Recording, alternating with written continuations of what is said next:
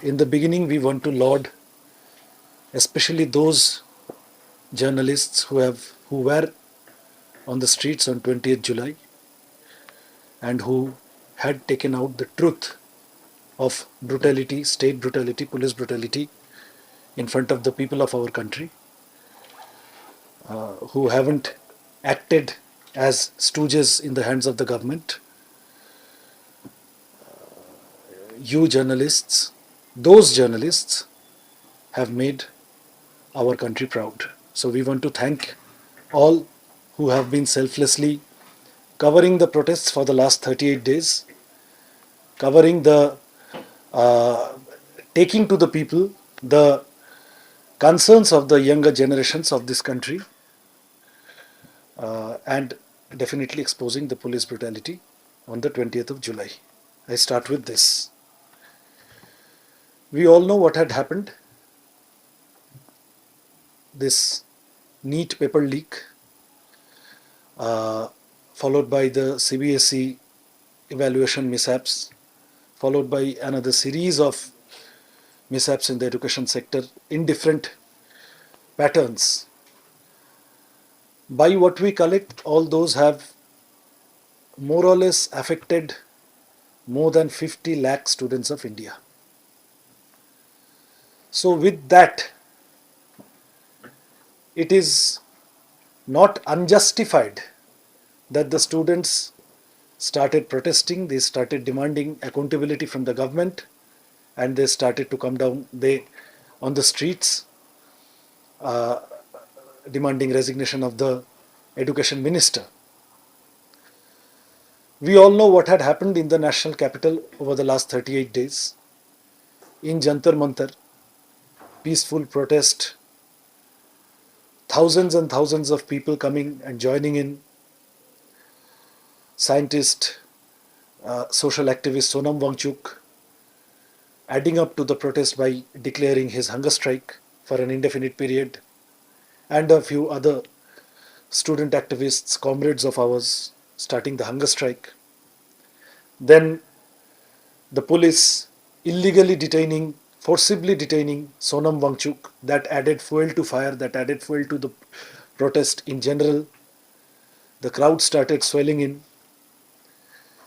The government had every day, at every step, the government had a chance to come to some kind of reconciliation, to come to some kind of dialogue with the protesters, with the students, with the youth of this country.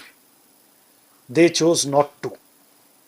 They deliberately chose to take a path that is in all ways anti-democratic ethos and completely opposed to whatever democracy means. The government chose to do all that. So then came 20th July, when the so-called cockroaches, thousands and thousands of student and youth came down on the streets, and we witnessed the biggest public uprising, mass uprising of India in the recent times. That day also, throughout the day, the government could have started any kind of, in any form they wanted, they could have started dialoguing with the students and the protesters, their leaders, and address their concerns. Ignoring all those paths of dialogue, what they chose was a path of brutality. This is undeclared dictatorship going on in India that we are witnessing under the Modi government. Modi, M-O-D-I, murderer of democratic India. The BJP government, they probably thought that they could stifle the voices by first forcibly detaining Sonam Wangchuk, and then by lathi charging, by attacking mercilessly on innocent protesters. The Modi government thought that they could break the spirit of the young generations of this country. But that did not happen.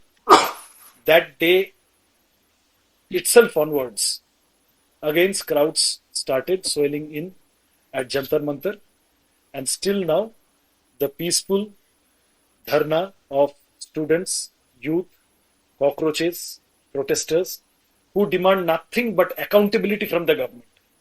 What does resignation of Dharmendra Pradhan mean? That you have done such mistakes, you are to be held accountable. You were the ones who gave promises during the elections and won the elections, took our votes. Now you take moral accountability and you resign. We also know that it's not that everything is going to be hunky-dory if this guy gives resignation. It's a long battle, but this, even if symbolic, someone has to take moral accountability and resign. For that, resignation of Dharmendra Pradhan, compensation to the families of the victims, need victims and others, and then scrapping of NTA, rethinking NTA, that is also very much needed. In the last 10 years, 89 paper leaks have taken place in India in central examination. Even after this NEET paper leak, this huge issue, TET papers have been leaked in Maharashtra. Again, another double engine government, BJP government. The chief minister is very clever there. He thinks that just by chanting Ganapati Bappa Moria, he can divert the attention of people from all these problems. So, more or less 90 papers being leaked, 48 re-examinations had taken place in the last 10 years. This is high time that the central government takes accountability, it owns up to its failures, and makes this Nikamma Nithalla education minister resign. Our demands, SFI was the first organization of India. On the very day of the paper leak, we came down on the streets in Delhi and our leaders were arrested.